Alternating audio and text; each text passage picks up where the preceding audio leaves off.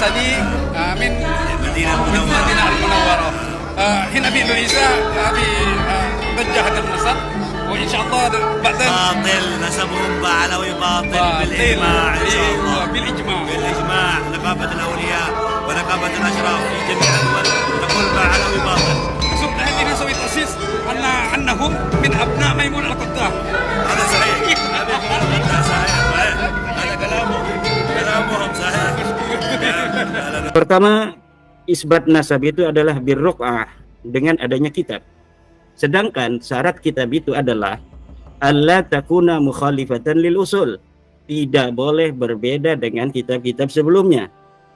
Sedangkan apa yang dikatakan oleh kitab-kitab yang mengisbat Ba'alawi mulai dari abad 9 sampai hari ini, yang katanya itu berjumlah 180 kitab, semuanya itu mukhalifatan lil usul, berbeda dengan kitab-kitab nasab dari mulai abad ke-4 sampai abad ke-9. Yang kedua, cara untuk metode isbat nasab adalah asyuhrah wal istifadah. Apakah nasab Ba'alawi syuhrah dan istifadah? Tidak. Buktinya dari mulai abad ke-4 sampai ke-9 sama sekali tidak ada yang menyebutkan. Bagaimana sebuah nasab bisa dikatakan syuhrah wal istifadah kalau selama 550 tahun sama sekali tidak ada yang menyebutkan? Dan tidak ada yang menyebutkan Ubaid punya ayah namanya Ahmad bin Isa. Maka syuhrah dan istifadah tidak bisa untuk mengisbat nasab Ba'alawi. Yang ketiga, dengan syahadah, bahwa metode isbat nasab salah satunya adalah syahadah, yaitu kesaksian dua orang laki-laki. Lihat di dalam kitab Al-Muqaddimat halaman 62. Syekh Khalil bin Ibrahim mengatakan, aqulu inna hadzal amra laisa fi subuti nasabil qabail bal yu'malu fi ilhaqi nasabi tiflin bi abi. Syahadah adalah memang metode untuk mengisbat nasab, tetapi dia metode mengisbat nasab seorang anak hari ini kepada ayahnya, bukan nasab qabail yang sudah ribuan tahun seperti Ubaid. Maka metode ketiga dalam isbat nasab tidak bisa untuk mengisbat Ba'alawi. Kemudian metode keempat adalah iqrar. Iqrar ini pula dikatakan oleh Syekh Khalil Ibrahim di dalam kitabnya Muqaddimat fi Ilmil Ansab, bahwa juga metode ini hanya bisa digunakan untuk mengisbat seorang anak yang ada hari ini kepada ayahnya, yaitu diiqrar oleh ayahnya. Dari 4 metodologi pengisbat nasab ini, satu pun tidak ada yang bisa untuk diterapkan untuk mengisbat Ba'alawi.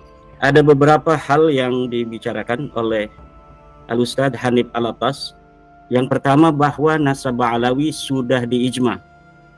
Beberapa iddi'aul ijma, riwayat-riwayat adanya ijma yang diberikan oleh ulama, seperti disampaikan oleh Yusuf An-Nabhani. Sekarang kita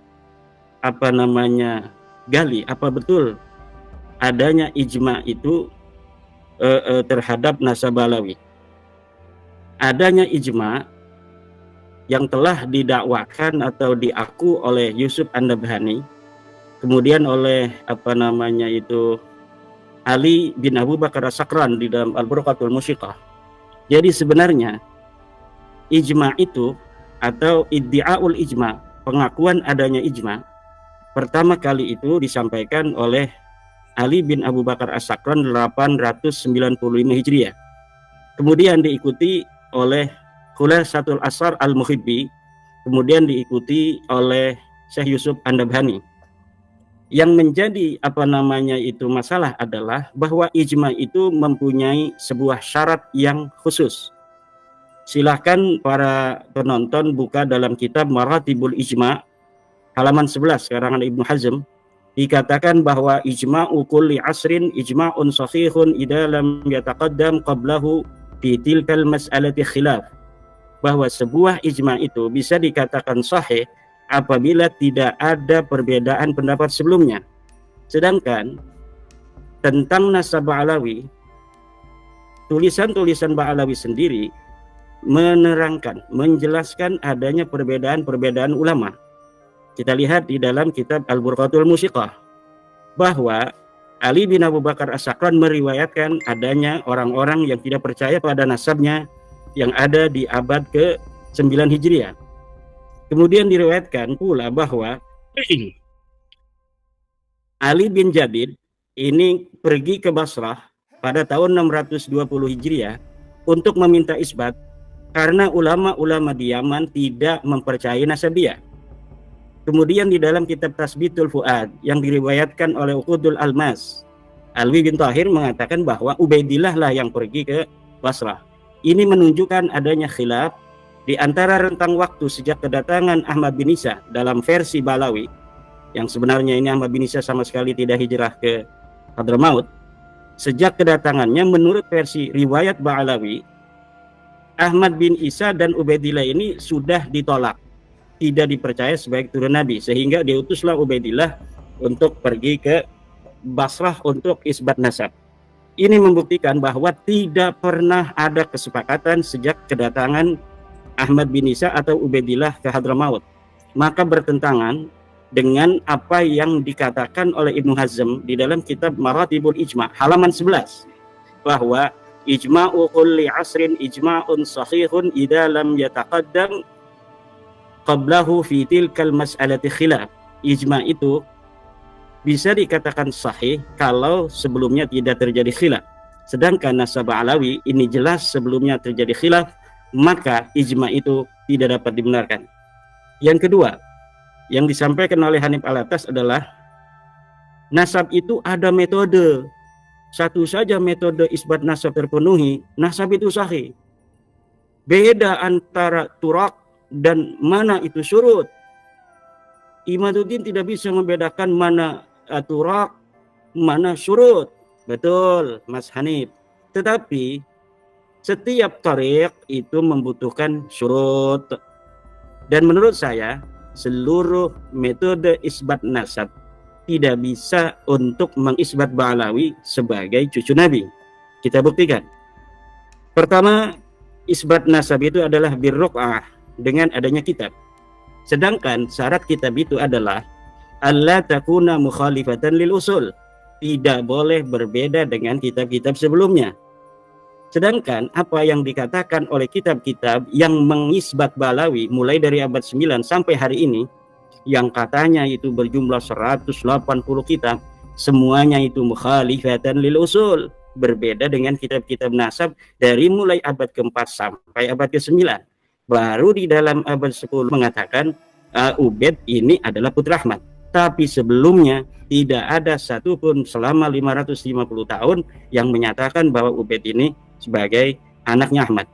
Maka metode kitab nasab tidak bisa untuk mengisbat Ba'alawi sebagai cucu Nabi. Yang kedua, cara untuk metode isbat nasab adalah asyuhrah wal istifadah. Apakah nasab Ba'alawi syuhrah dan istifadah? Tidak. Buktinya dari mulai abad ke-4 sampai ke-9 sama sekali tidak ada yang menyebutkan. Bagaimana sebuah nasab bisa dikatakan syuhrah wal istifadah kalau selama 550 tahun sama sekali tidak ada yang menyebutkan? Sedangkan di dalam kaidah ilmu nasab, Ibnu Hajar mengatakan innan nasaba mimma yasbutu bil istifadati illa ayusbita ma yukhalifu. Silahkan buka kitab Al-Jawabul Jalil halaman 47. Para pemirsa bisa melihat di dalam kitab Al-Jawabul Jalil halaman 47 itu bahwa memang benar nasab itu bisa diisbat dengan adanya syuhrah dan istifadah, tetapi ada syaratnya.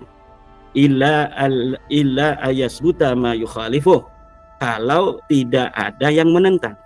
Sedangkan adanya Ahmad bin Isa punya anak katanya namanya Ubaid, ini ada yang menentang, yaitu kitab-kitab nasab dari mulai abad 4 sampai 9 tidak ada yang menyebutkan sama sekali Ahmad bin Isa punya anak namanya Ubaid, dan tidak ada yang menyebutkan Ubaid punya ayah namanya Ahmad bin Isa. Maka syuhrah dan istifadah tidak bisa untuk mengisbat nasab Ba'alawi, tidak terverifikasi dan tidak bisa untuk dinyatakan sahih dengan metode syuhrah wal istifadah. Yang ketiga, dengan syahadah, bahwa metode isbat nasab salah satunya adalah syahadah, yaitu kesaksian dua orang laki-laki. Lihat di dalam kitab Al-Muqaddimat halaman 62. Apakah betul syahadah ini bisa untuk mengisbat nasab yang sudah ribuan tahun. Aqulu inna hadzal amra laisa fi subuti nasabil qabail bal yu'malu fi ilhaqi nasabi tiflin bi abi. Al-Muqaddimat halaman 62 Khalil bin Ibrahim. Bahwa dikatakan menurut Khalil bin Ibrahim, syahadah adalah memang metode untuk mengisbat nasab, tetapi dia metode mengisbat nasab seorang anak hari ini kepada ayahnya, bukan nasab qabail yang sudah ribuan tahun seperti Ubaid yang katanya punya anak Ahmad bin Isa. Bisakah dia untuk diisbat dengan metode syahadah? Tidak bisa. Maka metode ketiga dalam isbat nasab tidak bisa untuk mengisbat Ba'alawi. Kemudian metode keempat adalah iqrar. Iqrar ini pula dikatakan oleh Syekh Khalil Ibrahim di dalam kitabnya Muqaddimat fi Ilmil Ansab, bahwa juga metode ini hanya bisa digunakan untuk mengisbat seorang anak yang ada hari ini kepada ayahnya, yaitu diiqrar oleh ayahnya. Dari 4 metodologi pengisbat nasab ini, satu pun tidak ada yang bisa untuk diterapkan untuk mengisbat Ba'alawi. Secara riq'ah atau ruq'ah, kitab-kitab nasab, tidak ada kitab nasab yang setelah abad 9 itu mukhalifatan lil kutub yang ada di abad ke-8, ke-7, ke-6, ke-5, ke-4. Kemudian dengan syahadah tidak bisa, dengan iqrar juga tidak bisa, maka nasab Ba'alawi tidak terisbat sahih. Berarti kalau tidak sahih apa? Batal. Yang ketiga, Hanif Alatas mengatakan kitab yang mensahihkan Ba'alawi ratusan. Saya katakan kitab walaupun ribuan, jutaan, tetapi kalau seluruh referensinya akan mentok di abad 9, yaitu kitab Al-Burqatul Musyiqah, atau kata Mas Rumel itu ada kitab Al-Jawharus Syafaf, yang sekarang saya lihat juga dia lagi ngomongin Al-Jawharus Syafaf. Begana begini, tetapi hanya itu saja, berkutat pada hal-hal yang telah diungkapkan, hal-hal yang telah dijelaskan, tidak ada yang baru. Maka seluruh kitab-kitab yang jumlahnya ribuan, jutaan, triliunan yang mengisbat Ba'alawi, yang semuanya mentok di abad 9, tidak ada bisa nyampe di abad ke-8, di abad ke-7, ke-6, semuanya tidak bisa dijadikan sebagai penguat nasab dari Ba'alawi ini. Kemudian yang keempat, dikatakan oleh Mas Hanif Alatas, tidak ada yang menyatakan kitab sejaman sebagai syarat mutlak daripada pengisbatan nasab. Ilmu nasab adalah ilmu sejarah. Cara kita meneliti nasab sama dengan cara meneliti sejarah. Baca kitab nasabnya, jangan hanya kitab Rasail fi Ilmil Ansab, jangan kitab Muqaddimat fi Ilmil saja. Silahkan baca kitab Usulu Ilmin Nasab wal Mufadalah Bainal Ansab halaman 76. Saya ulangi, pemirsa silahkan untuk memverifikasi kitab-kitab yang saya sebutkan. Silahkan buka di dalam kitab Usulu Ilmin Nasab wal Mufadalah Bainal Ansab halaman 76-77 dikatakan tentang kitab sejaman. Wa indama nuhaqqiqun nasaba fa innal masadir allati yumkinu an nastaqiya minha an-nasaba yajibu an takuna min kutubil ansabil qadimah allati kutibat fima qabla al-'asr al-hadis haitsu kana an-nasu aqraba ila ma'rifati usulihim. Ketika kita mentahqiq sebuah nasab, maka sumber-sumber primer yang bisa untuk kita gali untuk mengetahui nasab wajib, yajibu, ini kalimatnya yajibu loh, yajibu, wajib, antakuna min kutubil ansabil qadimah, dia haruslah kitab-kitab yang terdahulu, kitab yang terlebih dahulu sesuai dengan al-haqbah az-zamaniyah di mana nama-nama itu ada, itu lebih baik. Kalau tidak, yang paling dekat. Di sini dikatakan haitsu kana an-nasu aqraba ila ma'rifati usulihim, ketika manusia lebih dekat untuk mengetahui nasab-nasab leluhur mereka. Semakin dekat dengan objek, maka itu semakin baik. Semakin dekat semakin baik. Jika tidak, maka di dalam kaidah ilmu sejarah disebut dengan argumentium ex silentio, maka sesuatu yang mampu kita untuk raih dari sebuah sumber yang terdekat, itulah yang dijadikan sebagai yang terpokok. Ketika ditemukan Asy-Syajarah Al-Mubarakah yang menghasar bahwa anaknya daripada Ahmad bin Isa cuma 3, yaitu Muhammad, Ali, dan Husain, maka inilah yang dijadikan sebagai mu'tamadat, yang sebagai pegangan seluruh ahli nasab. Ketika nanti ditemukan abad yang lebih dekat, barulah kitab Asy-Syajarah Al-Mubarakah ini kekuatannya itu digeser oleh kitab yang lebih tua, yang lebih dekat dengan objek penelitian. Tapi Nasab Bahlawi ini orang yang objeknya ada di abad keempat, yaitu 345 Hijriah, tapi kemudian baru dikatakan punya anak Ubaid pada 895 Hijriah. Ini coba hitung, ada 551 tahun. Kita genapkan 550 tahun, berita, informasi, adanya keterangan bahwa Ubaid mempunyai ayah namanya Ahmad bin Isa, atau Ahmad bin Isa punya anak namanya Ubaid, itu setelah 550 tahun baru ada. Ini Mas Hanif Alatas untuk mempertahankan nasabnya menerjemahkan tentang kalimat ma'amkana. Dikatakan di dalam kitab nasab itu kita harus mencari kitab-kitab sejaman ma'amkana. Nah, diterjemahkan oleh Mas Hanif Alatas ma'amkana ini dengan apa? Dengan kalau bisa, ma'amkana kalau bisa. Sedangkan kalimat ma'amkana itu maknanya bukan kalau bisa, tapi sebisanya. Coba para pemirsa ambil HP-nya, ambil laptopnya yang ada internetnya, kemudian cari itu translate Arab Indonesia, tulis ma'amkana. Apa maknanya? Apakah maknanya seperti Mas Hanif Alatas bahwa maknanya adalah semampunya, atau sebisanya? Kalau bisa, ya kata Mas Hanif Alatas, kalau bisa ma'amkana, kalau nggak bisa nggak apa-apa, nggak pakai kitab sejaman. Mana yang sebenarnya adalah sebisa mungkin.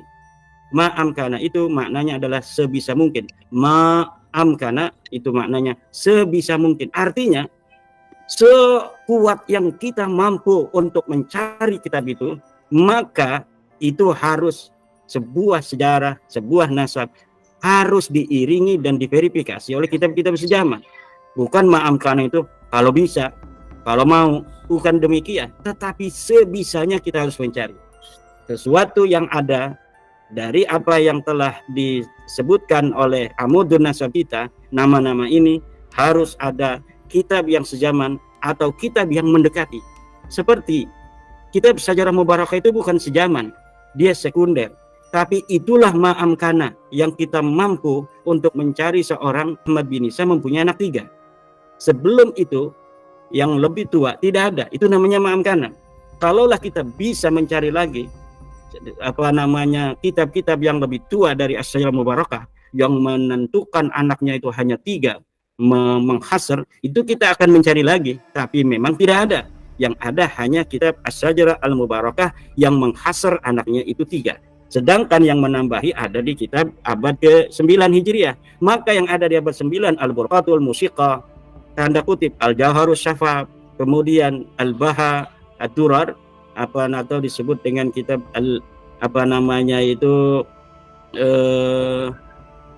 Al-Masra'ur Rawi.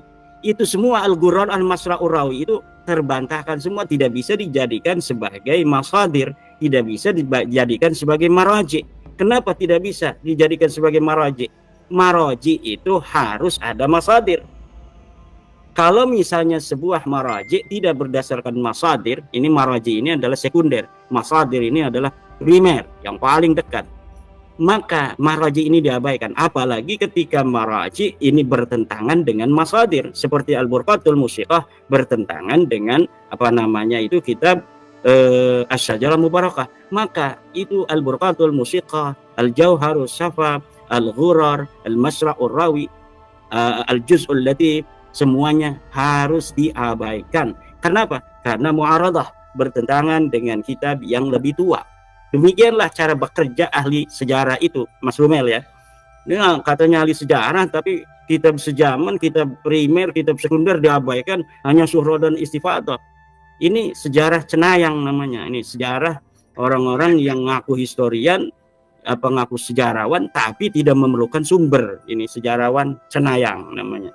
Kemudian yang kelima, yang keenam, saya catat ya dari apa-apa yang disampaikan oleh Mas Hanif Alatas. Kata Mas Hanif Alatas, kalau kitab sejaman diterapkan, maka nasab Nabi Muhammad rungkat. Naudzubillah, summa naudzubillah min dalik. Nasab Nabi Muhammad itu, Mas Hanif, sampai Adnan itu diberitakan oleh baginda Nabi besar Muhammad sallallahu alaihi wasallam di dalam hadis. Bahkan di dalam hadisnya itu hadis riwayat Muslim, dikatakan dalam kitab riwayat Muslim itu bahwa Nabi Muhammad sallallahu alaihi wasallam itu dari Kinanah.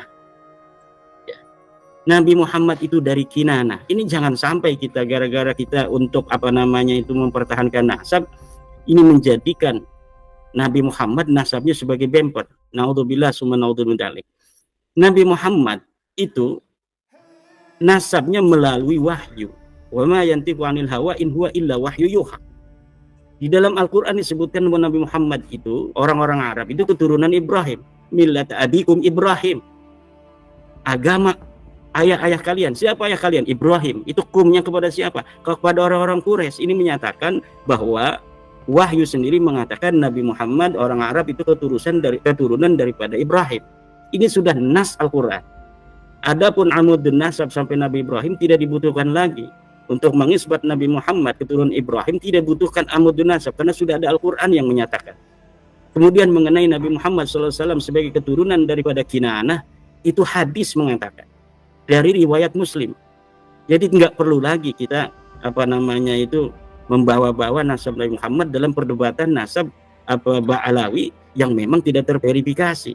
Kalau rungkat sendiri aja, jangan bawa-bawa junjungan kita Nabi besar Muhammad sallallahu alaihi wasallam. Bawa juga nasab Wali Songo, bawa juga nasab Syekh Abdul Qadir Al-Jilani, nyari-nyari teman. Gak usah lah. Kita pertahankan saja apa dalil-dalilnya dari nasab Balawi untuk menyambungkan daripada nasab Balawi itu. Jangan bawa-bawa nasab Nabi besar Muhammad sallallahu alaihi wasallam. Kita nanti akan masuk dalam su'ul adab, naudzubillah. Su'ul adab itu kepada Rasulullah ini bahaya nih. Kemudian kepada nasab-nasab Wali Songo, kita bisa perdebatkan lagi nasab Wali Songo. Semakin hari ini kita semakin mendapatkan banyak sekali bukti-bukti historis tentang nasab Wali Songo. Semakin digali Wali Songo ini karena memang sosok historis di masa lalu, semakin digali ini semakin bermunculan. Dari Aceh datang, dari Uzbekistan datang, dari Pakistan datang, dari Maroko datang dan sebagainya. Nanti kita tinggal al-jam'u. Jadi jangan bawa-bawa nasab Wali Songo lah di dalam bagaimana mempertahankan nasab Balawi. Kalau Wali Songo kepada Balawi sudah jelas semua keturunan Wali Songo yang mu'tabar dari Naqabah Ansab Auliya Tis'ah itu menolak nasab Balawi nyambung menurunkan Wali Songo. Dari Aceh menolak, dari Uzbek, dari Pakistan, Maroko dan sebagainya. Paling beberapa orang aja yang masih dari keturunan Wali Songo yang memiliki keyakinan seperti pada zaman-zaman kolonial itu bahwa Wali Songo berasal dari Ubaidillah. Itu hanya beberapa gelintir orang saja. Jadi saya mohon pada Mas Hanif ini jangan bawa-bawa nasab Wali Songo dalam perdebatan nasab Balawi. Pertahankan aja nasab Balawi. Bagaimana nasab Balawi ini bisa pertahankan? Dan sampai detik ini tidak bisa dipertahankan. Kenapa? Karena memang datanya nggak ada. Kemudian kesimpulan Mas Hanif Alatas itu tidak satu pun bisa menjawab 12 pertanyaan daripada tesis saya. Dan telah nyata bahwa metode-metode menetapkan nasab tidak bisa mengisbat nasab Balawi. Saya kira poin-poin itu disampaikan oleh Mas Hanif Alatas yang perlu untuk saya respon. Kemudian ada lagi dari Mas Maimun Nafis dari Pesantren Sarang. Sebelum ke saya untuk membahas Mas Maimun Nafis, dari Mas Rifki ada komentar atau sesuatu hal yang perlu dibahas? Kalau argumen saya tidak tahu apakah ini muncul atau tidak di acara Robito Alawiyah tadi. Kalau argumen tidak tercatat tidak berarti tidak ada, itu bagaimana ya dalam metode nasab atau sejarah ya? Ya, nanti itu akan dibahas oleh Mas Maimun Nafis. Ya, saya langsung aja ya. Saya langsung bahas ini. Ada seorang ustadz dari Pesantren Sarang, guru di sana, seorang ustadz di Pesantren Sarang. Ini Mas Maimun Nafis dengan berapi-api ya. Kayaknya itu menahan amarah gitu. Karena memang apa namanya Mas Rifki, saya pernah menjawab tentang Gus Najih ya, tentang Gus Najih. Mungkin ini Mas Maimun Nafis ingin menyatakan bahwa saya muridnya Gus Najih bisa menjawab kan, karena saya waktu itu telah menjawab dari proposisi Gus Najih yang memang beliau bukan tidak alim, beliau alim, tetapi dalam masalah nasab ini memang memerlukan kejelian tersendiri, itu saya kira. Dan Mas Maimun Nafis ini secara garis besar bagus juga ya dalam penyampaian apa namanya hujah-hujah, karena memang demikianlah pesantren NU mendidik santri-santrinya Mas Rifki, mantep. Tetapi dia juga mengaku sebagai lembaga Bahsul Masail ya, lembaga Bahsul Masail mungkin di tingkat kabupaten atau provinsi, dan sekarang ini dari tingkat PBNU akan menjawabnya. Iya baik ya. Nah, ini anggota Bahsul Masail PBNU akan menjawab anggota Bahsul Masail di Jateng atau di Rembang gitu ya, Mas Maimun Nafis, atau tingkat pesantrennya. Ini sama-sama anak NU.